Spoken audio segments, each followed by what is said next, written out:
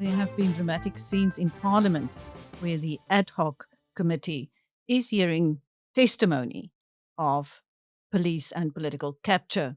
Somebody who is watching closely is Juanita Du Preez of Action Society, and she is with me now. Welcome, Juanita. Good day, Chris, and yes, welcome to 2026, where the drama continues. Well, it's not only cop versus cop or politician versus politician, but it's also committee member against committee member. It's we used to having the EFF and them making a circus of anything in Parliament, and now usually when it's SONA and usually when it's the budget debate, but now it seems it's everywhere. Yes, so very exciting times. Um, Well, the and Democratic entertaining. It's entertaining to watch, but are we progressing, or is it just wasting more time? the Democratic alliances, Glynnis Breytenbach, who likes a good fight in Parliament, had quite a heated exchange yesterday with the economic freedom fighters, Leigh Ann Mathys. Yes, it's um, it's always so nice to listen to Glynnis Breytenbach because, and then again, obviously everybody knows EFF is not my favorite party, but it is so interesting to watch when Glynis Breytenbach actually put people in place, because she speaks facts, she speaks with authority, and I think people should just sit down when Glynis takes you on, because she doesn't come with unfounded things, and she doesn't play for the audience. She knows what is right. She wants to make a point, and she wants true justice to come out, and that's been how she's been from when she started her not just political career, but her legal career. So yeah, let's. I'm obviously leaning towards the side of Glynnis Breytenbach, because I can tell. the EFF always brings such silly arguments, and they will stand by their silly arguments forever. Crime Intelligence Chief General Dumisani Khumalo was back and riveting testimony about how criminal organizations and cartels survive by their connections to politicians, law enforcement officials, and business leaders who leak sensitive information to derail investigations. Makes sense of so many cases that never go anywhere. Yes, makes complete sense, and it feel again, it doesn't feel like new news, but it's just as every time we hear more and more people coming forward and saying the same things, that there are leaks, that there are people who are not above, or who think they are above the law, but who's bending the law, and and I'm really happy about this, because this is what we want to hear. We want to hear more and more and more evidence. Um, just, I'm trying to think of the word. We want to hear more and more and more evidence, which just proves what Mkhwanazi said, and all the nest, the Pandora's box that he opened. Because remember, now with Robert McBride, he is saying that Mkhwanazi is also not as innocent as everybody believes he is, and so on and so forth. But then again, you have to take it from who it's coming from, and Robert McBride is a very controversial figure. So yeah, the public opinion is mixed about what is coming out, and I think Robert McBride is in his, if you set aside his controversial history, if you just listen to what he's been saying, some of the things he will not admit to, or he keeps secret. So it doesn't seem like he is a credible person just because he's not answering many of the questions that he's supposed to answer. including what he does for a job. Exactly. What does he do? Where is he? He was in the past. He was the head of IPID, and this is what is centering, or what his testimony is centering around, is the how Mkhwanazi was trying to influence IPID decisions. On the one hand, I have to agree with what McBride said, that IPID should be independent from the police, because and Action Society has been saying that for a very long time. We actually did parliamentary submissions about that. You cannot have a watchdog who reports to the person, or well, the head person that you are supposed to investigate or keep an eye on. So for that part, I agree with McBride, but some of the other things that he's saying is just not it's just not credible, even putting his controversial history aside. And what did you think of his attitude towards the committee? Well, that's not new. We know him as somebody who also likes a fight, and it's no different now. And almost disrespectful, but that's how we know him. That is how he's almost a my way or the highway type of guy. But the highway is not always the right way, um, but it's his way.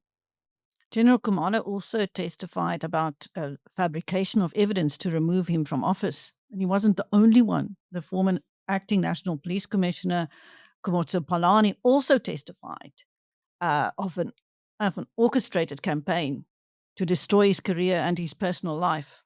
Yes, it's they've been saying that, and on the one hand, yes, it could be true, but on the other hand, um, it could be an orchestrated process from their side, because they are in the hot seats. So obviously they're going to try anything to protect their jobs, their side stream incomes, and all of that.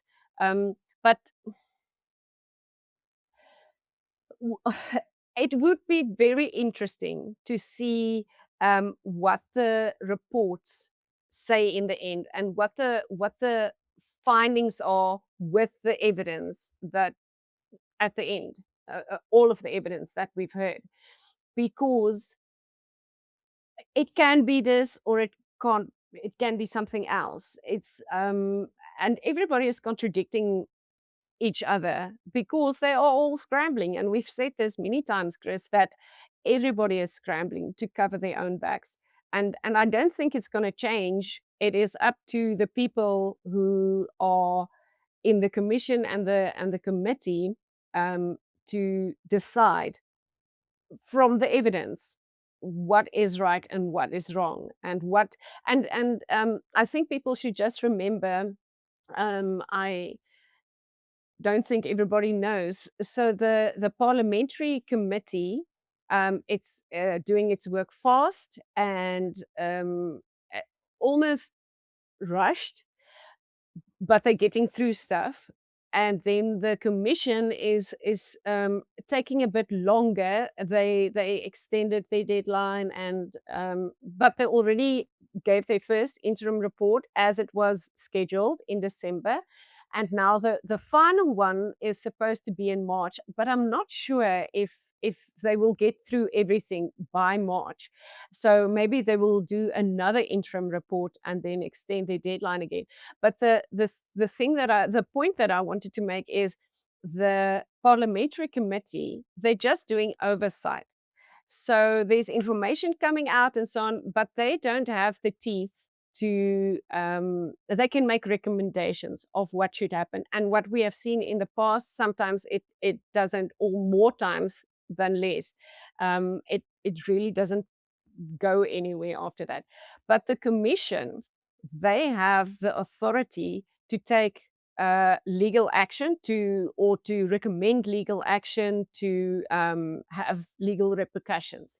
So I it's interesting to watch both, and I'm sure that the commission watches the committee and the committee watches the commission, and it influences each other. But the one that we have to keep our eye on, because that's where there's going to be repercussions, is the Matlanga Commission. I don't know about you, but one can tell from the way people pose questions how they have preconceived ideas, or some people seem to have made up their minds already without having heard all the evidence. Yes, definitely. And not just because they are listening to the other group, but I think they are. We know that there are people who support not Julius Mkhwanazi, General Mkhwanazi, who support him from the get go, and nothing brought against him will make them change their minds. And I think that's a big part of the population. But we have to keep our wits about ourselves, because it can still be that he is not telling the truth. And that is why we want all the evidence, and it should be weighed up against everything, all the testimony, all the witnesses, statements, and so on. But then and that brings us to that there is a preconceived attitude amongst many of the people doing the questioning, but I do hope that other people are more balanced and actually look at the facts without having a preconceived notion of where they wanted to go. Michelle's the mom who traded in her Fiat 500 for this beast right here. But why the momentous move, huh? I needed something bigger to keep up with my growing son and his many sports bags. When you traded in your car with We Buy Cars, was it an easy conversion? I see what you did there. The process was just so easy. I was given a tablet, had to sign, and that was it. Basically, We Buy Cars is no mess, no... Okay, it was nice chatting. What do you think of the committee's decision to compel forensic investigator Paul O'Sullivan to appear in person despite his fears for his life? Well, we've had so many people who's apparently fearing for their lives now. Mr. Mkhwanazi was one of them, and I think Sabia was also saying he is fearing for his life. But yes, I think O'Sullivan should have his day in the hot seat, because he is so intrinsically involved and his name pops up everywhere. So let him have his hot seat, ask the right questions, and then weigh the evidence that is coming from that. You cannot be this involved and then just stand on the sidelines. He is not an objective spectator. He is an active participant in everything that is happening. What evidence that's been led so far this year stands out for you? Sure, I have to. What's interesting is the WhatsApp messages that they are looking at, and we obviously don't know everything that's in the WhatsApp messages, but that's very interesting to me, and how how credible is that? Because it could be a ruse, but that's interesting. I'm keeping my eye on that. It's interesting um, to see what is coming out, and then we must just be careful not to read between the lines too much, but in some cases we have to read between the lines. It's so difficult to um, as somebody who's not involved in it, it's so difficult to know what is the real truth, what is the real evidence, without being so involved. And I think that's what makes it. I want to say entertaining, but interesting is a better word. I think that is what makes it so interesting. It is everybody against everybody, and in the end, it will have to be the evidence weighed against the evidence. I mean, thus far, we've seen a multitude of allegations with little accountability. But do you think that this can of worms that's been opened, well, not really a can, there's a whole pantry full of cans of worms, that's been opened will deter corruption in the police? I hope so. I honestly hope so. But on the one hand, I think they know that there are more eyes on them right now, so it can go one side or the other side. And the one side is that they get more clever, they find better ways to be corrupt.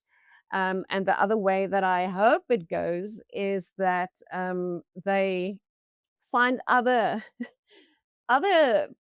hobbies to keep them busy, or maybe find real jobs and work like normal South Africans for their money without being corrupt and without having manipulation and political interference and all of that. I do hope that it deters and that we really start seeing a change in political involvement leading to corruption in South Africa and affecting all South Africans in the long run.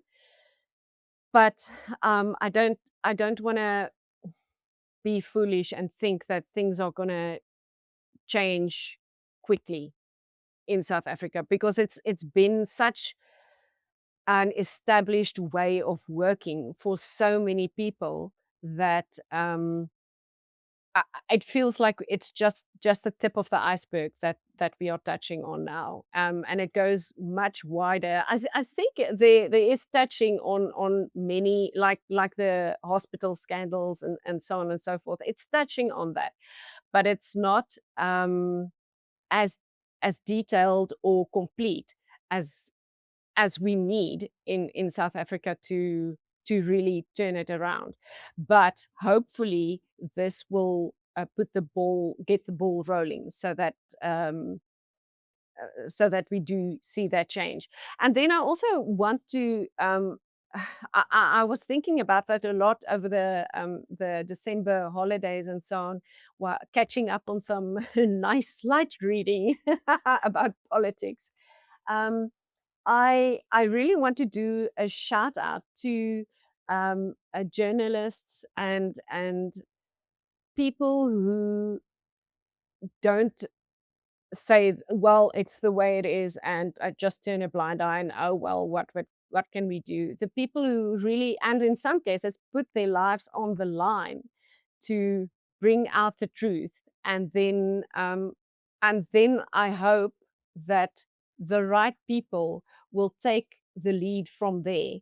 The evidence is on the table, and now do something about it. It should not just be exposed and then nothing happens. But I really wanted to do a big shout out to the people who are bringing the truth to the fore. But at the very least, there has been some public shaming of some people who thought themselves completely untouchable and who thought they had everything under control. Yes, and that's fair, and that should happen. Nobody is untouchable, and I think when you start thinking about being untouchable, then you're already on the wrong side. Then you're over the tip. Um, then your mind's made up that you are untouchable and that you can get away with everything. So then, yeah, then you deserve what you get. From where you're sitting and where you're struggling to get cases through the courts, I'm sure you're hoping that this will filter down. Definitely. Just yesterday, we were in court in the Western Cape. It's a case, Nadia Lotz, and where I can just quickly tell you. So they were driving in a car, and there was a fight. Her boyfriend, the father of her 3 children, she was sitting in front in the passenger seat. Her friend was driving, and he was sitting in the back. There was an argument. There's been domestic violence problems before, and he leaned over, slit her throat, and unfortunately, she passed away on the side of the road because she tried to jump out of the, or she jumped out of the car to get away, but he already slit her throat, and she died by the side of the road. So this has been ongoing. Yesterday we counted because they were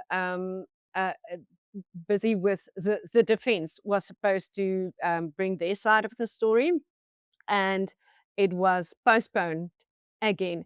And it's the 23rd time since this case went to court. Remember, it takes some time before the court process starts, and the defense said they're not ready. And this is the reason why. But and this is one example, and this one is fresh in my mind now. And this is the things that we do see. This year, we really want to not, like I said earlier, not just say, well, court process is really long.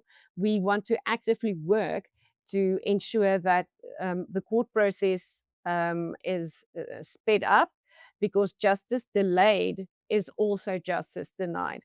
And yeah, if it's not going to be a short, quick click of the fingers and then we have it done, but this is what we want to focus on. One of the key focus points that we want to put our energy in this year. And I hope that, yeah, everything that's happening on top with this commission and the corruption and so on, that it does filter through to normal South Africans who's not involved with the political corruption, big arena stuff that we are seeing. Thank you. That was Juanita Du Preez of Action Society. Speaking to BizNews, I'm Chris Steyn.